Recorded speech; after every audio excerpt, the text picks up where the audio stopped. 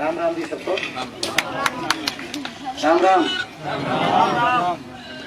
हमारे बीच में हमारे बहुत ही आदरणीय हरियाणा प्रदेश कांग्रेस कमेटी के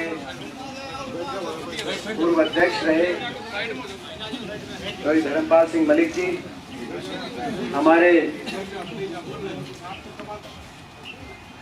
हमारे बीच में हमारे हरियाणा विधानसभा के पूर्व अध्यक्ष और हरियाणा प्रदेश कांग्रेस कमेटी के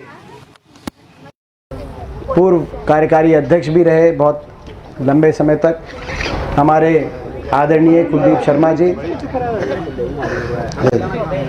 हमारे आदरणीय प्रोफेसर संपत सिंह जी, आप जिनको बड़े अच्छी तरीके से जानते हैं, हमारे बीच में हमारे बहुत ही संघर्षशील विधायक साथ लगते कालावाली क्षेत्र से जो अभी आपके बीच में बोल चुके थे अपनी बात, हमारे भाई शीशपाल केरवाल जी, हमारे एक और हमारे बहुत ही संघर्षशील विधायक शीशपाल जी वहाँ से विधायक हैं जहाँ हरियाणा ख़त्म होता है पंजाब शुरू होता है, तो ये हमारे कुलदीप वत्स वहाँ से विधायक है जहाँ हरियाणा ख़त्म होता है दिल्ली शुरू होता है, बादली से विधायक हैं कुलदीप वत्स। तो इनकी एक और ख़ास बात बताएं कि इनने जिनको हराया और 20,000 वोट से जीत के बादली से जीते थे, इस बार 20,000 वोट से बड़े भारी बहुमत से इन्होंने जिनको हराया उनको बीजेपी ने प्रदेश अध्यक्ष बनाया। धनखड़ साहब को 20,000 वोट से इनने हराने का काम किया था। कुलदीप वत्स पंडित बैठे हैं, कुलदीप वत्स जी, हमारे पूर्व सांसद डॉक्टर सुशील इंदौरा जी, हमारे भाई प्रदीप बेनीवाल जी जो भी आपके बीच में जिन्होंने अपनी बात रखी, हमारे भाई राम प्रसाद गढ़वाल जी जिला पार्षद, हमारे आम आदमी पार्टी के जो हल्के के प्रधान थे आदमपुर के, जो पीछे हमारे साथ जिन्होंने ज्वाइन करी पार्टी अपनी सारी कार्यकारिणी के साथ, बाबूलाल शर्मा जी वो भी हमारे साथ जो है आप मेरे ख्याल आज बोल चुके हैं, मैंने चेक किया था, हमारे भाई कालू पंडित जी, हमारे भाई चंद्रभान काजला जी, एयर मार्शल SK गौड़ी, इस पूरे इलाके में हरियाणा राजस्थान पूरे इलाके में फाइटर पायलट से भारतीय वायुसेना में अगर कोई एयर मार्शल तक अगर कोई पहुंचा है, आज तक कोई बना एयर मार्शल हमारे पूरे हरियाणा राजस्थान पूरे इलाके के अंदर, तो वो जो है एयर मार्शल घोटिया साहब हैं जो गुरसाल गांव से हैं। ये अब रिटायरमेंट पे आए तो इन्होंने कांग्रेस पार्टी में हुड्डा साहब के साथ इन्होंने कांग्रेस पार्टी में साथ आए, हम एयर मार्शल साहब का धन्यवाद करते हैं। सतपाल भांबू जी, बलराम कासनिया जी, बबलू खोखेका जी, बहुत से भाई अरुण जी, हमारे भाई हमारे बहुत से भाई सब पीछे सरपंच साहब बैठे हैं, बहुत से हमारे एक का नाम मैं नहीं ले रहा, सभी पिता के समान मेरे बुजुर्ग नौजवान साथी मातृशक्ति, आप लोग बहुत देर से बैठे हैं। और इलेक्शन की बात, तो इलेक्शन के बारे में मैं 2-4 बातें ज़रूर आपके बीच में बिना समय गंवाए 2-3 बातें कहूँगा। फैसला तो एक है आपका, लेकिन उस फैसले का के कई मायने पूरा हरियाणा आज आपकी तरफ देख रहा है। ये जो फैसला आएगा, इसका फैसले का आदमपुर का निर्णय नहीं करना, ऐसे समय पे इलेक्शन हो रहा है कि पूरे हरियाणा का भी फैसला आपके हाथ में आ गया। बहुत से और साथी थे जिनका नाम नहीं ले पाए, हंसराज सरपंच जी हमारे बैठे हैं सदलपुर से, उनका बहुत हम स्वागत करते हैं, बड़ा संघर्ष में साथ चल रहे हैं। तो कईयों की शक्ल दिखती है ना, बोलते बोलते फिर यूँ आता है कि बाद में उलाना पक्का मिलेगा, तो भाई तो ना सरपंच साहब का तो उलाना नहीं आता खैर, मगर भाई फिर अगर वो इलेक्शन का टाइम है भाई, हाँ ये महेंद्र दिखे उलाना देगा पक्का। हाँ सभी अतिथि, फिर भी अगर किसी का नाम रह गया हो तो भाई मेरे को बीच में टोक के बता देना, मैं ले दूंगा नाम, कोई ऐसी बात नहीं है, अपनी घर की बात। तो खैर आपके हाथ में हरियाणा का भी फैसला आ गया है, क्योंकि हरियाणा में 8-9 साल हो गए इस सरकार को, तो 2 फैसले करने हैं। पहला हरियाणा का, आपने इन 8-9 साल में इस खट्टर सरकार को, बीजेपी जेजेपी सरकार को, पहले खट्टर सरकार थी फिर खट्टर दुष्यंत सरकार बनी, भाजपा की बीजेपी की सरकार को आपने देखा, इनके काम करने की शैली को आपने देखा। इस सरकार ने हरियाणा को कैसे विकास की पटरी से उतारा वो भी आपके सामने।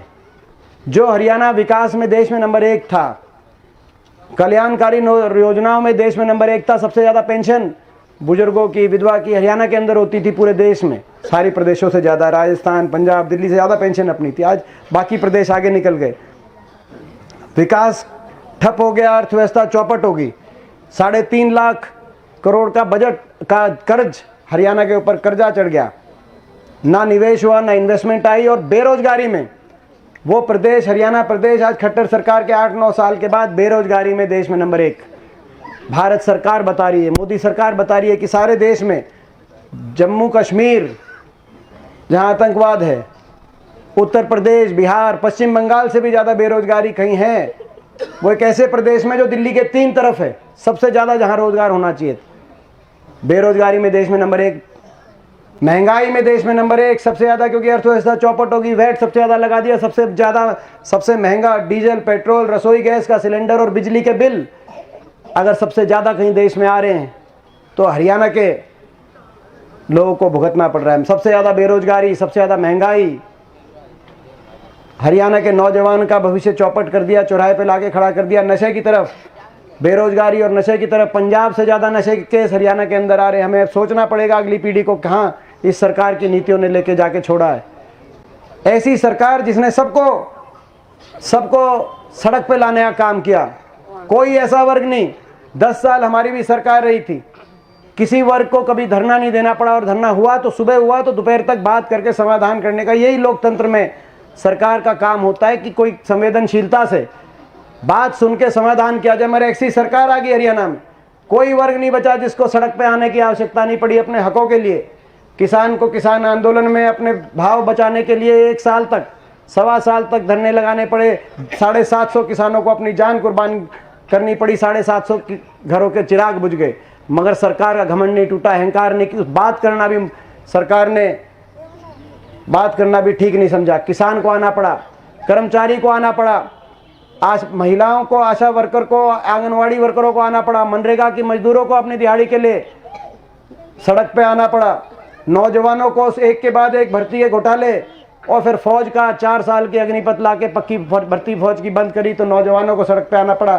खिलाड़ियों को यहाँ तक कि सड़क पे आना पड़ा, जो हरियाणा खिलाड़ियों के लिए जाना जाता था, वो आज ओलंपिक के और कॉमनवेल्थ के खिलाड़ी विजेता आज सड़क पे हैं कि हमें पद लाओ, पदक पाओ की हुड्डा साहब की नीति के अनुसार जॉब मिले, कुछ रोजगार मिले। यहाँ तक कि स्कूल के बच्चों को भी सड़क पे आना पड़ा।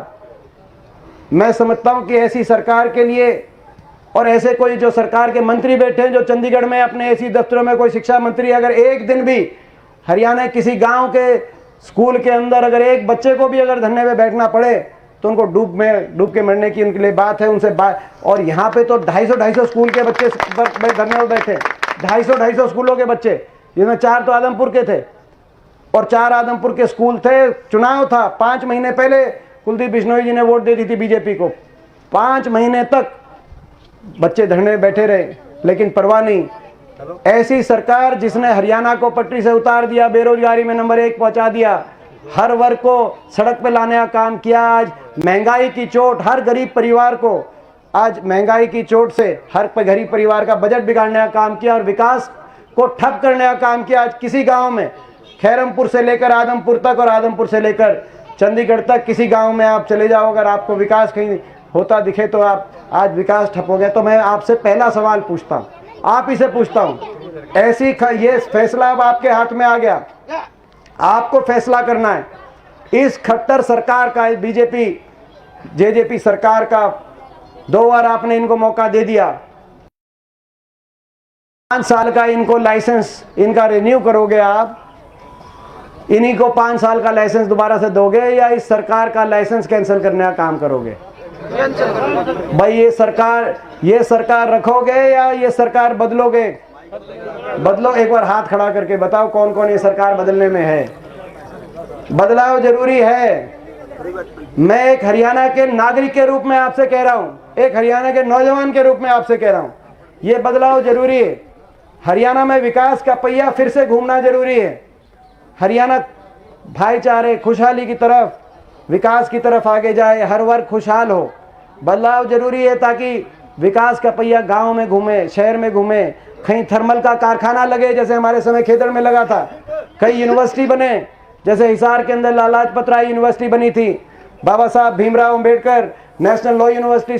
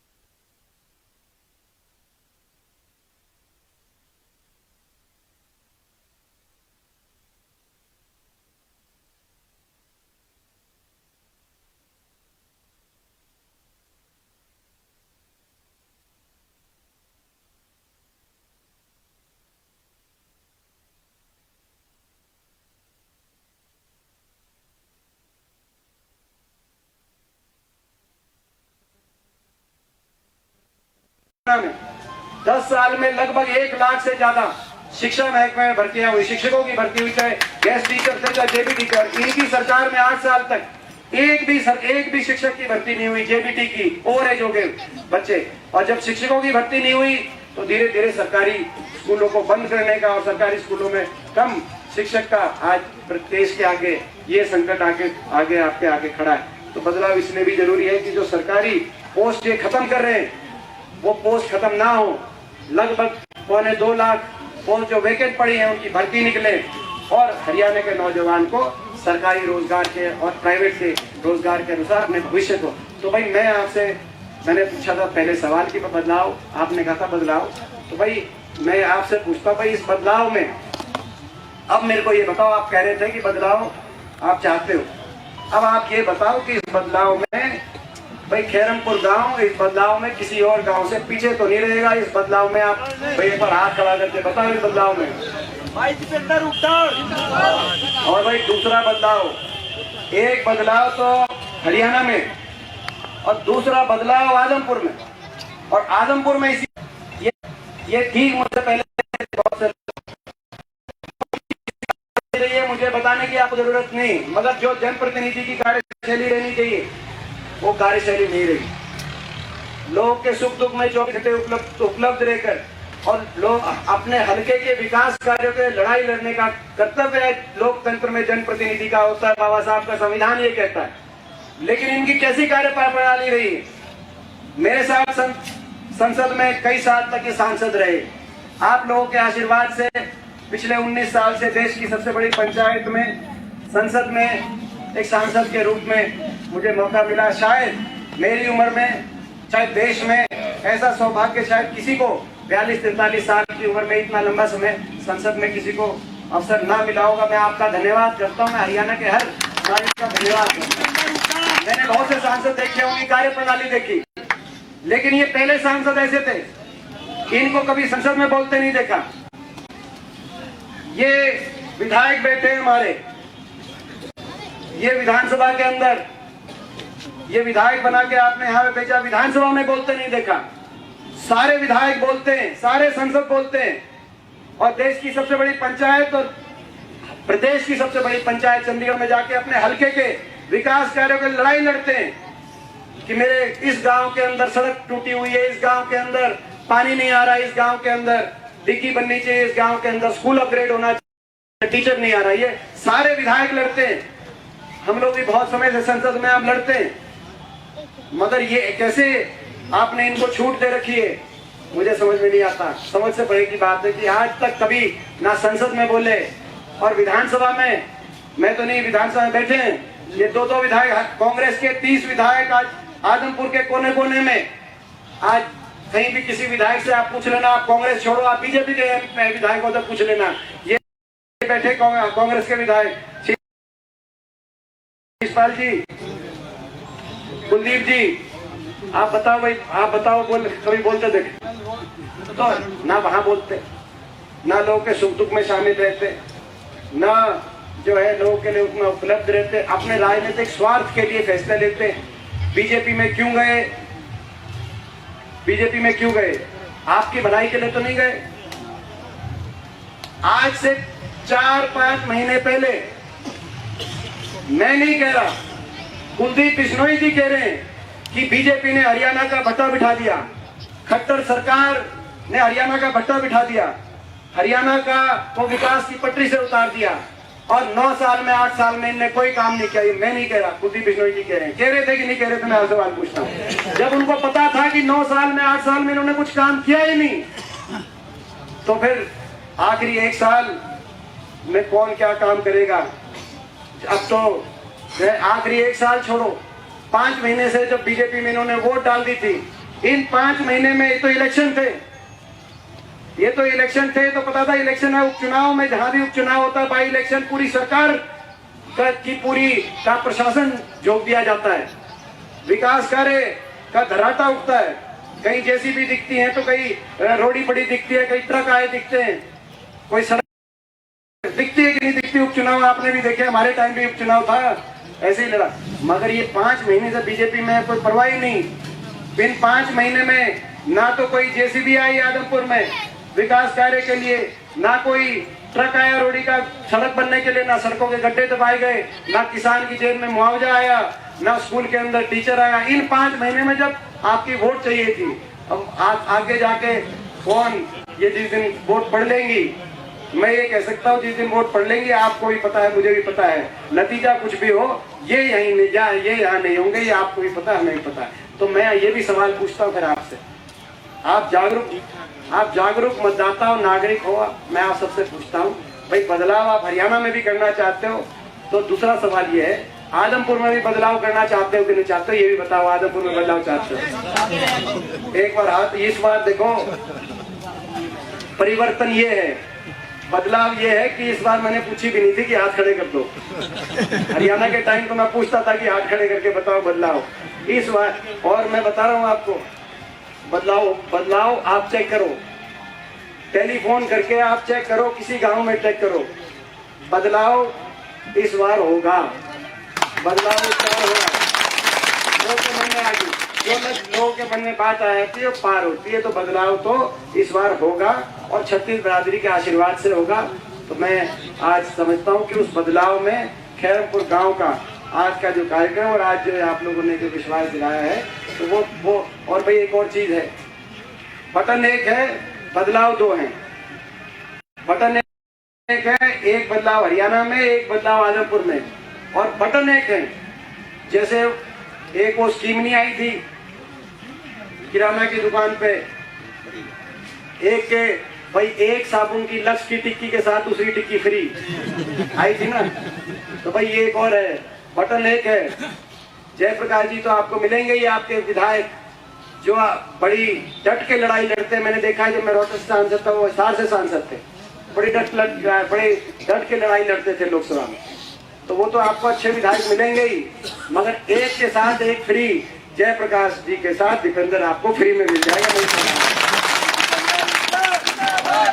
एक वो दिल्ली में लड़ाई, चंडीगढ़ की लड़ाई उनसे लड़वाएंगे, चंडीगढ़ की विधानसभा में, और दिल्ली में आपकी लड़ाई आप देख रहे हैं। सेशन में जो मैंने कह के गया था कि जब ये स्कूलों की जिस दिन सेशन शुरू होगा, संसद का सत्र शुरू होगा, उस दिन संसद के सत्र में आपकी आवाज वहां पे पहुंचाएंगे। तो भाई एक के साथ एक का हमारा वो है भाई, है तो भाई इसको ले लेना, इसको चुकना मत, ठीक बात है ना।